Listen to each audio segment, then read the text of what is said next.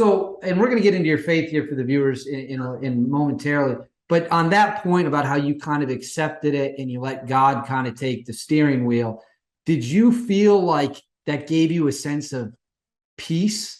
Like, I can do my job better, even though I know what's inevitable, because I'm okay with how this is going to end. Is that kind of... You nailed it. I've been telling warriors for 20 years after that. My faith gave me this sense of peace. And it actually made me able to focus on the enemy and on my men so that I didn't have to worry about myself. Like I've resigned myself to what happens to me next. Now I can focus on my men and keeping them alive. Now I can focus on defeating the enemy and not making mistakes tonight because I've taken myself out of the equation. And it was so noticeable that my buddies started asking questions about it the next day. Now, That's... I just want to say to your audience real quick, like if it sounds insane to send Struecker's Humvees back out in the city streets after they've just gone through this crazy firefight, you'd need to understand the way that Rangers communicate, with the way that the Rangers have sworn, they swear their lives to one another, and they literally do it almost every day. They pledge their life to one another in what's called the Ranger Creed. And the Ranger Creed is my way of pledging to my buddy, I will never let you fall into the hands of the enemy. And if your body falls there, I will go get it out. And you swear to me that you'll do the same. So when my boss said, go back out there to the crash site, I don't even know if anybody's alive, but I do know I have made a pledge to these guys. And I'm going back out there and I'm bringing their bodies back to their family, even if it cost me my life tonight. And I know my buddies would have done the same for me. So there wasn't a question of going back out. It was just a question of where am I going to find the strength or the courage to do it? And so you obviously do. That scene is depicted in the movie as well. Take us through from when you leave the base to what happens. Now you're round two. Let's call it round two for simplicity. Yeah. You're back out there. Do you fight your way to the crash site? Like, so it's just nonstop firefights, one after another. This is the point where I really want to highlight all of the Rangers that are trained shooters are already in the city streets and they're already fighting for their lives.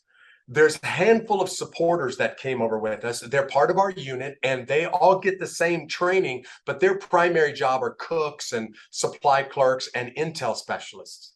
And when we get notified, hey, you got to go back out there and you got to get to the Durant crash site, it was pretty obvious. We don't have enough guns. So I need more guns. And I just asked all of the supporters, hey, if you've got a gun, would you be willing to jump on the Humvees with me?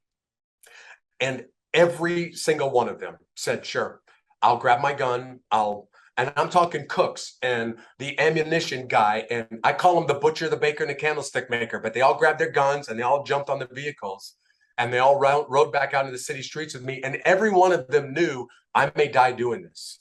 But none of them hesitated, not one of them. And they stayed on those vehicles with me all night long, till 9 o'clock the next morning, fighting back and forth. It never let up until I arrived back at the base. The bullets didn't stop flying. But yeah, we fought our way to the Durant crash site. I had a helicopter that was in the air, and it was giving me some directions over the radio. But I got into such an intense gunfight that I told the helicopter, man, if I keep driving people through this, I'm going to kill more than we're going to rescue. We need to find another route. And as I was driving around the city to come into the crash site from the back side of the city, I linked up with a bunch of Rangers from my unit that were on vehicles that were totally destroyed, like the dead bodies just hanging off the sides. So we stopped what we were doing and drove those guys back to the base. I came back a second time. And that's when I thought, basically, we had everybody rounded up, but I learned, no, we're split up all over the city and we can't keep sending these Humvees in there because they're not armored. It's just fiberglass. So we need armored vehicles. And we asked the United Nations at about midnight, would you loan us your armored vehicles? So the Pakistanis showed up with 2 of their tanks. And the country of Malaysia had just arrived and they had a bunch of armored personnel carriers and they all met us.